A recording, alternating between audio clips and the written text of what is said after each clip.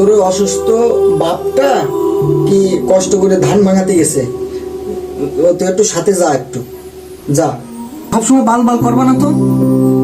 অসুস্থ বাপ ধান ভাঙাতে গেছে, তাড়াতে গেছে, নিলিবিলি থাকো, তুমি যাও তো, আনতে যাও। তোর বাপটা সার বুনতে গেছে জমিতে, একটু যা। কি যে কষ্ট করে রে তোকের জন্য, আর তোরা মনে কর পার উপর পাও দিয়ে এ নিয়ে এ করে বেড়াস, তা করে বেড়াস, একটু সংসারের পিছনে সময় দিতে পারিস না তোরা? হ্যাঁ রে, জমিতে সার দিতে গেছে, একটু দিক গে। আমার কি কাজে সার মধ্যে আর কোনো বিষয় জমিতে এ করো তা করো, ও করো তা করো, মানে সংসারে আমি একা সবকিছু। ভালো লাগে না। এখন বুঝবি না রে বাজান, এ নিয়ে আবার বুঝার কি আছে মা? হ্যাঁ, বুড়ো বাপটা যে সময় মারা যাবে, ঘরে যে সময় বিয়ে শাদী করে একটা মেয়ে আনবি, সেই সময় সব কিছু ঠিকই বুঝবি, কিন্তু সেই সময় থাকবে না, বুঝলি? এই কাজ বাজ মাছ বাজও আমার দ্বারা হবে না, বুঝলে? আর বিয়ে শাদী করে আমি জীবনে বড় কথা মতো এই কাজ করো, সেই কাজ করো, ও কাজ করো, এগুলো জীবনে করবো না, বুঝিস? হ্যাঁ, দেখো তুমি। ওগো জান, কেসে? আমার জ্বর হয়েছে প্রচন্ড, আমি কাঁপতেছি, আমার এক গ্লাস পানি দিবা?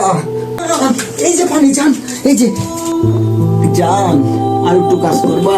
নিশ্চয়ই করবো কাজ।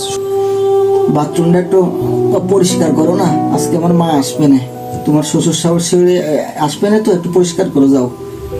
শ্বশুর শাশুড়ি আসবে? ঠিক আছে, এগুলো কোনো কাজই না আমার কাছে, এখনই যে বাথরুম পরিষ্কার করতেছি। কেন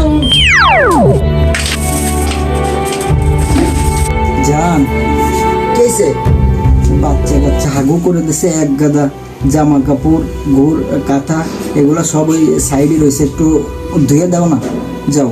ও বাবুদের জামা কাপড় পরিষ্কার করতে হবে, ও কোনো বিষয়ই না, যাচ্ছি আমি। তুমি যা বলবা, তোমার সমস্ত কথাবার্তা আমি শুনবো।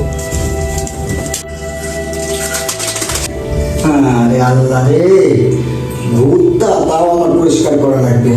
আজকে আমার মা মারা গেছে, বাপটা মারা গেছে, বাপ অসুস্থ হয়ে জমিতে গেছিল কাজ বাজ করতে, তাই আমি ওই সমস্ত কাজ বাজে যেতাম না, মা আমার কত কথা বলতো।